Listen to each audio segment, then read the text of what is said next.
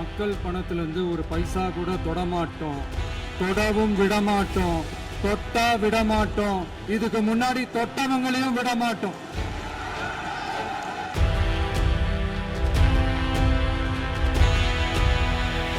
குடும்பம் குடும்பமா நமக்கு ஆதரிச்சது தப்பா?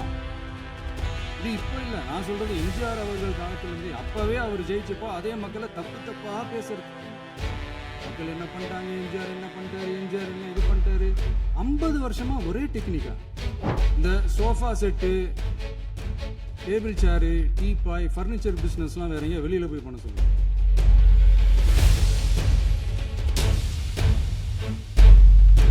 உங்க அப்பா இங்க தான் இருப்பாருன்னு சொன்னாங்க, அதான் தேடிக்கிட்டு இருக்கேன். எங்க உங்க அப்பாவையா காணோம்?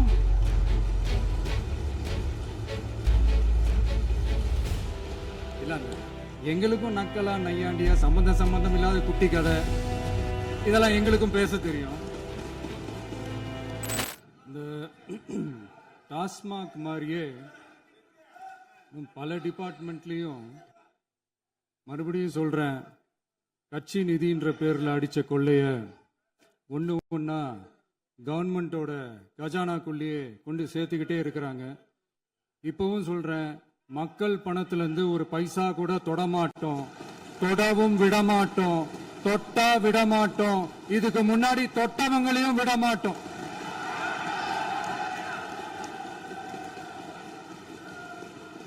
ஒவ்வொரு ஊழலா வெளியில வரும் போலே,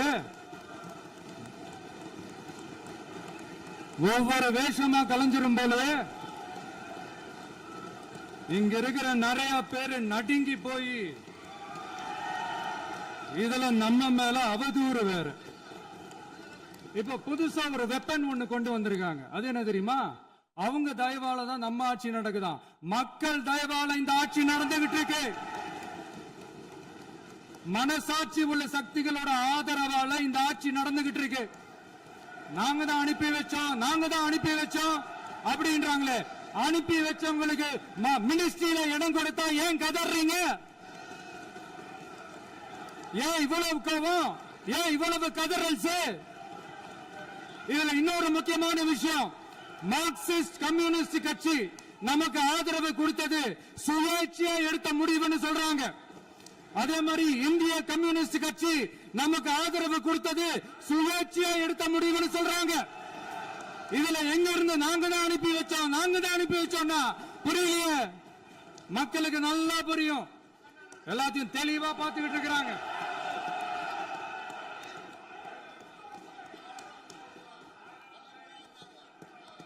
முதலமைச்சர் கண்டினியூ பண்ணலாம். மாண்பு முதலமைச்சர்.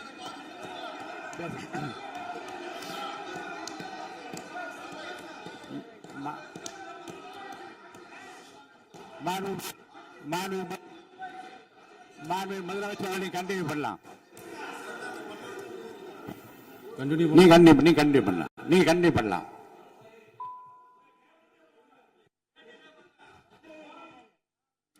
இந்த சமூக நீதி அரசுன்னு சொல்றவங்களை பார்த்து கேட்கிறேன், நம்ம பட்டியலின சகோதரர்களுக்கு எத்தனை அமைச்சர் பதவி கொடுத்தீங்கன்னு கொஞ்சம் சொல்ல முடியுமா?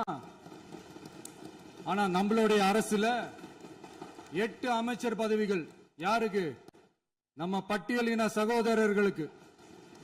எல்லாம் நம்ம அண்ணன், நம்ம தம்பி, நம்ம தங்கச்சிங்க. அண்ணல் அம்பேத்கர் அவர்களுடைய கிட்டத்தட்ட 100 ஆண்டு கால கனவு இப்ப நிறைவேறி இருக்கு. நான் ஏன் கொஞ்சம் சவுண்டா பேசுறேன் அப்படின்னா, அவங்களுக்கு கேட்கணுன்றதுக்காக தப்பா எடுத்துக்காது. அதே மாதிரி பெண்களோட பாதுகாவலர் நாங்க தான் அப்படின்னு சொல்லிக்கிறவங்களை கேட்கிறேன், எத்தனை பெண்களுக்கு அமைச்சர் பதவியில இடம் கொடுத்தீங்க கொஞ்சம் சொல்ல முடியுமா? எங்க அரசுல 4 சகோதரிகளுக்கு அமைச்சர் பதவி கொடுத்திருக்கிறோம்.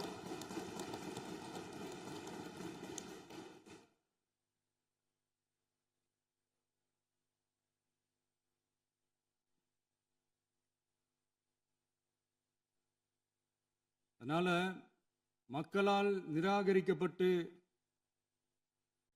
மக்களால் அகற்றப்பட்டவங்களுக்கு ஒண்ணு சொல்லிக்கிறோம், தப்பே செய்ய மாட்டோம், ஊழலே செய்ய மாட்டோம், நேர்மையா தான் இருப்போம், நியாயமா தான் இருப்போம் அப்படின்னு சொல்றவங்களால மட்டும்தான் கூட்டணி ஆட்சி அமைக்க முன்வரும். ஆட்சியிலையும் பங்கு, அதிகாரத்திலையும் பங்கு கொடுக்க முன்வரும். ஊழல்லையே ஊறி போனவங்களால இந்த கூட்டணி ஆட்சியோ ஆட்சியிலையும் பங்கு அதிகாரத்திலையும் பங்கு கொடுக்க முன்வராது. மெஜாரிட்டி இருந்தாலும் தரமாட்டாங்க, மெஜாரிட்டி இல்லைனாலும் தரமாட்டாங்க. கேட்டா ரெடிமேடா ஒரு பதில் ஒண்ணு வச்சிருப்பாங்க, கூட்டணி ஆட்சியை மக்கள் விரும்ப மாட்டாங்கன்னு. அதே மக்கள் தான் இப்ப அவங்கள பார்த்து சிரிக்கிறாங்க. நான் பதவியேற்ற அன்னைக்கு கொஞ்சம் டைம் அவகாசம் கேட்டேன். எதுக்கு கேட்டேன்? நிதி நிலைமைலாம் கொஞ்சம் மோசமா இருக்குது, அதெல்லாம் கொஞ்சம் சரி செஞ்சுக்கிட்டு படிப்படியா கொஞ்சம் கொஞ்சமா நான் கொடுத்த வாக்குறுதிகள்லாம் செயல்படுத்துவேன், அதுக்காக கொஞ்சம் டைம் அவகாசம் கேட்டேன். நான் ஏதோ வேற எதுக்காகவோ வேற யாருக்காகவோ ஏதோ அவகாசம் கேட்ட மாதிரி. அடுத்து இங்க சபையில இல்லாதவங்களை பத்தி பேச வேண்டாம்னு நினைக்கிறேன்.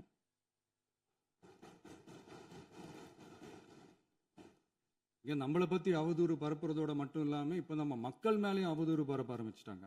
மக்கள் நமக்கு ஓட்டு போட்டது தப்பான், குடும்பம் குடும்பமா நமக்கு ஆதரிச்சது தப்பான். இது இப்ப இல்ல, நான் சொல்றது எம்ஜிஆர் அவர்கள் காலத்திலிருந்தே. அப்பவே அவர் ஜெயிச்சப்போ அதே மக்களை தப்பு தப்பா பேசுறது. மக்கள் என்ன பண்ணிட்டாங்க, எம்ஜிஆர் என்ன பண்ணிட்டாரு, எம்ஜிஆர் என்ன இது பண்ணிட்டாரு. 50 வருஷமா ஒரே டெக்னிக்கா.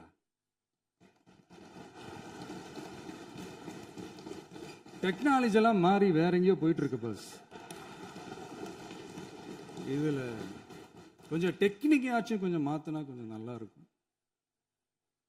அதனால மக்களுக்கு யூஸ்ஃபுல்லா இருக்கிற மாதிரி இந்த ஆக்கப்பூர்வமான கருத்துக்களோ ஆக்கப்பூர்வமான யோசனைகளோ இருந்தா சொல்லுங்க, அதை நாங்க டெஃபரெண்டா எடுத்துக்கிறோம். ஆனா அதை விட்டுட்டு இந்த நக்கல் நையாண்டி சம்பந்தம் இல்லாத பேச்சு இதெல்லாம் பேசிட்டு அப்புறம் முதல்வர் பதில் சொல்லல, முதல்வருக்கு பதில் சொல்ல தெரியல அப்படின்னா அப்புறம் என்ன சோஃபா மாடல் ஆட்சியா?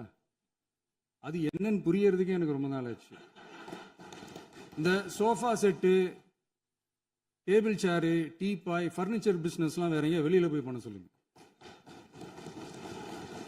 அப்படி அந்த பிசினஸ் தான் பண்ணணும்னா நிறைய பிசினஸ் பண்ற மாதிரி வெளியில போய் பண்ண சொல்லுங்க, இங்க சட்டசபைக்குள்ள வேணாம்.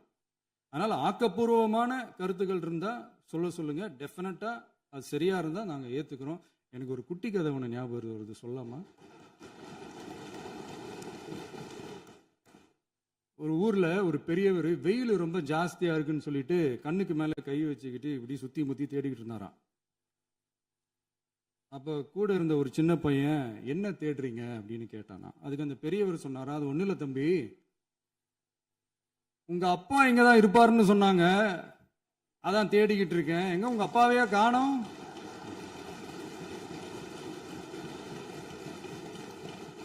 இல்ல அந்த எங்களுக்கும் நக்கலா நையாண்டியா சம்பந்தம் இல்லாத குட்டி கதை இதெல்லாம் எங்களுக்கும் பேச தெரியும். அந்த கதையில பெரியவர் அப்படி சொன்னாராம், தப்பா எடுத்துக்காதீங்க. அந்த கதையில பெரியவர் அப்படி கேட்டாராம். அதனால யாரும் இங்க டென்ஷன் ஆக வேணாம். அதனால இன்னொரு இந்த என்னுடைய உரையை முடிக்கிறதுக்கு முன்னாடி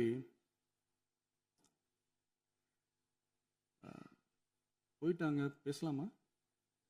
நிறைய உங்க கருத்துக்களை நீங்க முழுமையாக மன நிறைவோடு பேசலாம். டிவியில பார்த்தோம். சரி, அதான் 5 நிமிஷம் பேசுனதுக்கே கொளத்தூரி இந்த ஆட்டம் அடிச்சு பேசுனா அப்புறம் என்ன பண்றது? கடைசியா நான் இந்த உரையை முடிக்கிறதுக்கு முன்னாடி ஒரு முக்கியமான ஒரு விஷயம் பத்தி சொல்லணும். ஆளுநர் உரை அன்னைக்கு இந்த தமிழ் தாய் வாழ்த்துக்கு அப்புறம் தேசிய கீதம் பாடினது தப்பு, தேசிய கீதம் 2 முறை பாடினது தப்பு, அப்படி ஒரு நிகழ்வு இதுக்கு முன்னாடி இந்த சட்டசபையில நடந்ததே கிடையாது, அந்த மரபையே மாத்திட்டீங்க, இப்படி ஒரு பெரிய ஒரு போர் மாதிரி எதிர்கட்சியை சார்ந்தவங்கலாம் சொன்னாங்க இல்லையா? அந்த மாநில உரிமை போராளிகளை, அந்த மரபு காக்கிற உரிமை போராளிகளை ஒரே ஒரு கேள்விதான் கேட்கணும். 2021 ஆகஸ்ட் 2 ஞாபகம் இருக்கா? Centenary celebration of Tamil Nadu legislature. அந்த ஃபங்க்ஷன்ல நம்ம முன்னாள் முதலமைச்சர் கருணாநிதி அவர்களோட கலைஞர் அவர்களுடைய கலைஞர் அவர்களுடைய புகைப்படத்தை மாண்புமிகு குடியரசுத் தலைவர் திறந்து வைக்கிற ஒரு ஃபங்க்ஷன். அந்த ஃபங்க்ஷன்ல national anthem followed by Tamil Thai Vazhthu அப்படின்னு அறிவிச்சது ஞாபகம் இருக்கா? அதாவது தேசிய கீதத்துக்கு அப்புறமா இரண்டாவது முறையா, நோட் திஸ் பாயிண்ட் மாண்புமிகு பேரவைத் தலைவர் அவர்களே, ப்ளீஸ் நோட் திஸ் பாயிண்ட். தேசிய கீதத்துக்கு அப்புறம் இரண்டாவது முறையாக தமிழ் தாய் வாழ்த்து பாடப்படும் அப்படின்னு சொன்னது ஞாபகம் இருக்கா? அதுவும் முத்தமிழ் அறிஞர் அப்படின்னு சொல்ற நம்ம கலைஞர் அவர்களுடைய அந்த புகைப்படம் வெளியிட்டு விழாவில் அவர் இருந்த இதே சபையில தமிழை இரண்டாவது இடத்துக்கு தள்ளினது யாருன்னு ஞாபகம் இருக்கா? அது மட்டும் இல்ல, அந்த தேசிய கீதத்தை நாட்டுப்பண் நேஷனல் ஆந்தம்னு சொல்லி அதே ஃபங்க்ஷன்ல கடைசியா ஃபங்க்ஷன் முடியும் போது செகண்ட் டைம் தேசிய கீதம் பாடினதும் ஞாபகம் இருக்கா? இதே அவையில் தான், அது அவை குறிப்பிலும் இருக்கிறது, இதே அவையில் தான் நடைபெற்றது. இந்த தக்க நேரத்தில் இந்த ஆதாரங்களை அளித்த மாண்பு முதல் அவர்களுக்கு நன்றியை தெரிவித்துக் கொள்கிறேன். டவுட் இருந்தா இந்த புக்கை பார்த்து தெரிஞ்சுக்கலாம். அதனால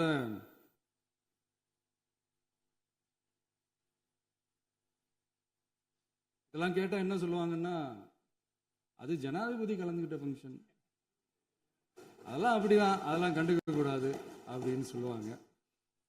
இதே மாதிரிதான் பேசுறது ஒண்ணு, செய்யறது ஒண்ணு, செய்யறது ஒண்ணு, பேசுறது ஒண்ணு. இதெல்லாம் மக்கள் பார்த்துக்கிட்டு இருக்காங்க. எலெக்ஷனுக்கு முன்னாடி தான் அப்படி செஞ்சுக்கிட்டு இருந்தாங்க. இப்போ எலெக்ஷனுக்கு அப்புறம் அதே தான் செய்யறாங்க.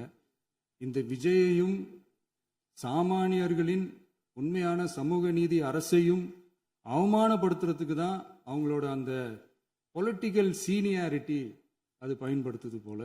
சரி, செய்யட்டும் செய்யட்டும், நல்லா செய்யட்டும். இப்போ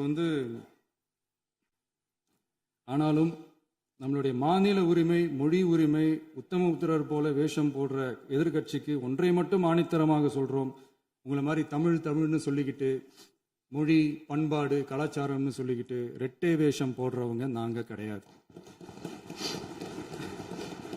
உலகெங்கும் வாழும் என் தமிழ் சொந்தங்களுக்கு நம்முடைய உத்தரவாதம் தமிழ் தான் எங்க உயிர் நாடி அப்படின்றத மறக்க மாட்டோம். இப்பவும் சொல்றோம், மாநில உரிமையில எப்பவும் உறுதியா இருப்போம். அதே சமயத்துல அரசியல் வேற, ஒன்றிய மாநில அரசுகளுக்கு இடையே இருக்கிற நிர்வாக அணுகுமுறை வேற. இதுல நாங்க ரொம்ப தெளிவா இருக்கிறோம். அதனால எங்களுக்கு பாடம் எடுக்கிறதா நினைச்சுக்கிட்டு உங்க வேஷத்தை நீங்களே கொஞ்சம் கொஞ்சமா கலைச்சிக்கிட்டே வர்றீங்க, மறந்துடாதீங்க. அப்புறம் நேற்று எதிர்கட்சி தலைவர், மாண்புமிகு எதிர்கட்சி தலைவர் பேசும்போது நிறைய பேசினாங்க. அதுல ஒண்ணு மட்டும், அரசு சொல்றதா நினைச்சுக்கிட்டு நம்மளை இன்டைரக்டா ஈவில் அப்படின்ற அந்த வார்த்தையை யூஸ் பண்ணாங்க. எனக்கு ஒண்ணு தான் சொல்லணும்னு தோணுது. ஈவில்ஸ்னு டெவில்ஸ் பேசக்கூடாது.